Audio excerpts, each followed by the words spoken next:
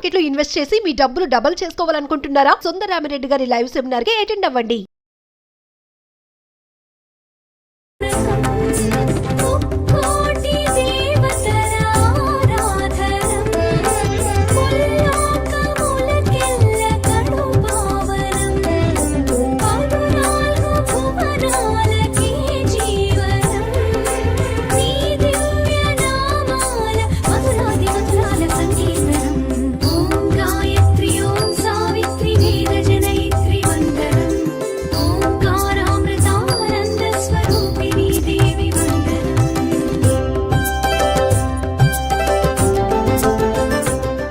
నమస్తే రమ్మగారు. నమస్తే జయ.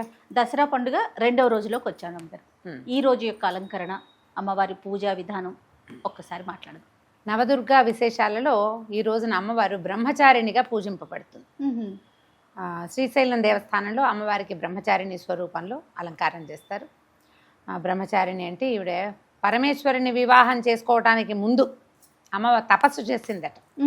ఆమె తపస్సుకు వెళ్తున్న అలంకరణ అనమాట. కమండలము అవి పట్టుకుని ఒంటరిగా అప్పటికి వివాహిత కాదు, కానీ ఆమె తపస్సుకు వెళ్తున్న ఆ బ్రహ్మచారిణి స్వరూపంలో ఆరాధిస్తారు. మనం విజయవాడలో అమ్మవారిని గాయత్రి స్వరూపంలో ఆరాధన జరుపుతారు. మనం ఇంట్లో చేసుకునేటప్పుడు కూడా గాయత్రి ఆరాధన చేసుకోవచ్చు. గాయత్రి సంధ్యాదేవత, అంటే సూర్యమండలంలో ఉంటుందని చెప్పబడుతుంది. ఈ గాయత్రి ఒక ఛందస్సుగా చెప్తారు. గాయత్రి ఛందహ అని కొన్ని స్తోత్రాలకు అసలు గాయత్రి ఛందస్సుగా కనపడుతుంది. ఛందోదేవతగా కూడా మంత్ర అధిష్టాన దేవతగా ఉంటుంది. పంచముఖి ఈమె. 5 ముఖాలలో ఉన్నటువంటి స్వరూపం ఇంకెక్కడా కనపడదు మనకి. ఒక్క గాయత్రి మాత్రమే పంచముఖాలలో 5 వర్ణాలలో కనిపిస్తుంది. ముక్తా విద్రుమ హేమనీల ధవళ ఛాయ అని చెప్తారు. ముక్తా విద్రుమం అంటే ఒకటి ముత్యము, విద్రుమం అంటే పగడము, హేమ నీల ధవళ. హేమ అంటే బంగారపు రంగు, నీలం అంటే నీలపు రంగు, ధవళం అంటే తెలుపు. ఓకే, ముత్యపు రంగు వేరు, తెలుపు వేరు కదా. ఈ 5 ముఖాలతోటి గాయత్రి మనకి జ్ఞానప్రదాయిని.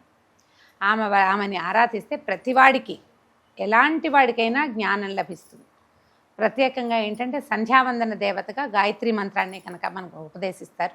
ఇప్పుడు ఇదివరకు అంటే ప్రత్యేకంగా కొంతమందికే గాయత్రి ఉపాసన ఉండేది. ఇప్పుడు అందరూ గాయత్రి మంత్రం నేర్చుకుంటున్నారు. గాయత్రి పరివారం అని ఒక ప్రత్యేకమైన సమాజం కూడా ఉంది. వీళ్ళు చక్కగా హోమం అది చేస్తారు. ఎలా చేసుకున్నా ఈ రోజున మనం గాయత్రిని ఉపాసిస్తాం. అయితే ఈ అమ్మవారికి ఈమెను 5 రంగుల్లో కనపడుతుంది కదా. ఈసారి నీలం రంగు వస్త్రాన్ని సమర్పిస్తున్నారు. నీలప్పుడు నేను కట్టుకున్నలాంటి నీలాల్లో ఉన్నాయిగా 5-6 రకాలు. ఏ నీలపు రంగు వస్త్రాన్నైనా మనం అమ్మవారికి సమర్పించవచ్చు. దీంతో పాటుగా అమ్మవారికి ఏం చేస్తాం మనము, రవ్వ కేసరి, పులిహోర నివేదన చేస్తారు. మన ప్రాంతాన్ని బట్టి కూడా కొంచెం ముందు వెనకాల మార్పులు ఉంటాయి, కానీ రవ్వ కేసరి అయినా చేయొచ్చు, పులిహోర అయినా చేసి నివేదన చేయవచ్చు. ఈ రోజున మన ఇంటికి వచ్చిన ఏ ముత్తదివనైనా మనం గాయత్రి దేవుగా భావించి ఆమెకు చక్కగా బొట్టు పసుపు ఇచ్చి తాంబూలం ఇచ్చి, నీలం రంగు జాకెట్ ముక్కలు ఏవైనా, తర్వాత నీలం రంగు గాజులు అలాంటివి కూడా మనం సమర్పించవచ్చు. అమ్మవారికి సమర్పించేటప్పుడు కూడా మనం బ్లౌజు, తర్వాత ఒక వస్త్రం ఏదైనా చీరే సమర్పిస్తే చీర నీలం రంగు, ఏదైనా ఒట్టి జాకెట్ బట్టే పెట్టుకుంటాం అనుకో, మన ఓపికను బట్టి కదా. నీలం రంగు వస్త్రాన్ని సమర్పించాలి. అయితే మనం కుమారి పూజ చేస్తాం రోజుకొకటి. ఈ రోజున చేసే కుమారికి 3 సంవత్సరాల కుమారిని పెట్టుకోవాలి మనం. ఓహో. అయితే ఈ 3 సంవత్సరాల బాలికని త్రిమూర్తి అంటారు. ఈ 3 ఏళ్ల బాలిక అంటే 3 నిండింది అనమాట. 3 సంవత్సరాలంటే 3వ 7 కాదు. ఓకే, 3 నిండిన బాలిక. ఈమెని గనక అంటే 3 ఏళ్ల బాలికని గనక పూజిస్తే మనకి ఒక్కొక్క దానికి, ఒక్కొక్క బాలికకి ఒక్కొక్క ప్రయోజనం కూడా చెప్తారు. జ్ఞానం లభిస్తుందట. ఈ రోజున ఎలాగూ గాయత్రి స్వరూపమే కదా మనం చేసుకునేది. అవునండి. అయితే ఈ గాయత్రి అమ్మవారికి ఏ పువ్వులతో పూజ చేయాలి, ఎలాంటి పూజ చేయాలి అంటే, గాయత్రి ఆరాధనకి ప్రత్యేకంగా మంత్రం ఎలాగో ఉంది. గాయత్రి మంత్రం చెప్పుకుంటాం. గాయత్రి అష్టోత్తర శతనామావళి కనిపిస్తుంది. శతనామావళి కొద్దిగా అంత కుంకం తీసుకోవటం, అష్టోత్తరం చక్కగా నామావళి 1 నామాలు చదువుకుని అమ్మవారిని ఆరాధించుకోవచ్చు. విధానం దీనికి ప్రత్యేక విధానం ఏముంటుంది, రోజువారీ మనం షోడశోపచారాలు చేసుకుంటాం అమ్మవారికి. ఒకవేళ మనకి కుదరలేదు, పంచోపచారాలే చేసాము, పంచోపచారాలు చేసినా కూడా మనం అష్టోత్తరం చదువుకోవచ్చు. ఈ అష్టోత్తరం అనేది షోడశోపచారాల్లోనూ చేయవలసిన క్రియగానే భావించద్దు. అష్టోత్తరం చదివే సమయం ఉంది, అర్చన మొత్తం సాంగంగా కుదరదు, పర్వాలేదు. పుష్పం ఇచ్చి ధూపం, దీపం, నైవేద్యం, తాంబూలం. ఈ తాంబూలానికి ముందు, ధూపదీపాలకి ముందుగా మనం పువ్వులు పెట్టి దీపం పెట్టుకుంటామా, దీపారాధన చేయగానే అష్టోత్తరం చదివేసుకోండి. గాయత్రి మంత్రం చదువుకోండి. ఒకవేళ మీకు అవగాహన ఉండి అలవాటు ఉంటే లెక్క పెట్టుకోండి. 1 2 3 11 సార్లు. ఇప్పుడు చూడు 1 2 3 4 5 6 7 8 9 అయిందా ఇక్కడ దాకా. మళ్ళీ ఇక్కడికి వెళ్ళండి. 10 11 సార్లు. మీరు 21 సార్లు చదవాలంటే 2 9లు చేసి 2 9 18 19 20 21 ఇది లెక్క పెట్టుకుని మంత్రం చదువుకోండి. లేదా అమ్మవారిది ఒక ప్రత్యేకమైన శ్లోకం కనిపిస్తుంది. ఇందాక నేను చెప్పా కదా, ముక్తా విద్రుమ హేమ నీల ధవళ ఛాయై ముఖైస్తీక్ష్ణై యుక్తామిందు నిబద్ధరత్నమకుటాం తత్వార్థవర్ణాత్మికాం ఇట్లా కనిపిస్తుంది. స్తోత్రరత్నాల్లో స్తోత్ర నిధిలో కనపడుతుంది.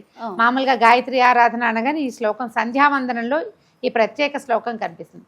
ఆ ఒక్క శ్లోకాన్నైనా మీరు 9 సార్లు 11 సార్లు 21 సార్లు మీ శక్తి ఉండి ఓపిక ఉండి సమయం ఉంటే 108 సార్లు చదువుకోండి. కొద్దిగా కొంచెం పెద్ద శ్లోకం. ఓకే, అష్టోత్తరమే చేయగలిగితే మంచిది. లేదా ఈ శ్లోకాన్ని అయినా కూడా మీరు 108 సార్లు చేసుకున్నా కూడా విశేషమైన ప్రయోజనం లభిస్తుంది. ఎందుకంటే గాయత్రి మనకి బుద్ధి వికాసాన్ని కలిగిస్తుంది.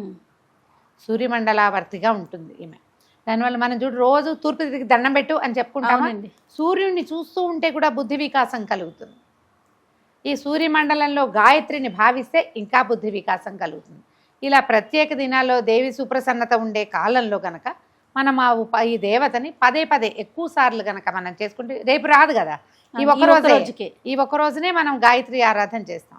ఉదయమో సాయంకాలమో మీ అవకాశాన్ని బట్టి 9 11 21 108 సార్లు అమ్మవారి శ్లోకాన్ని చదువుకోండి. ఇంటికి వచ్చిన ముత్తైదులందరినీ ప్రతి వాళ్ళని ఎప్పుడు కూడా ఈ 10 రోజుల్లో దుర్భాషలాడొద్దు, పదునైన మాటలు మాట్లాడకండి, పోట్లాటకి దారితీసే ఏ అవకాశాన్ని తీసుకోవద్దు. సాధ్యమైనంత నిశ్శబ్దంగా ఉండండి. చక్కగా ఏదైనా స్తోత్రం చదువుకోవటం, అమ్మవారికి మనం చేయగలిగిన నివేదన రవకేసరి పులిహోర ఎలాగో ఇస్తారు.